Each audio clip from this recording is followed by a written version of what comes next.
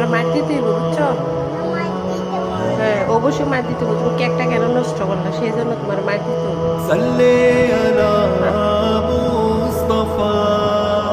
Sorry বলো, sorry বলো। আর করবো না, আজকে মাফ করে দাও আমাকে। মনে থাকবে, মনে থাকবে তো? ঠিক আছে, তোমার মার দিতে হইব, বুঝছো?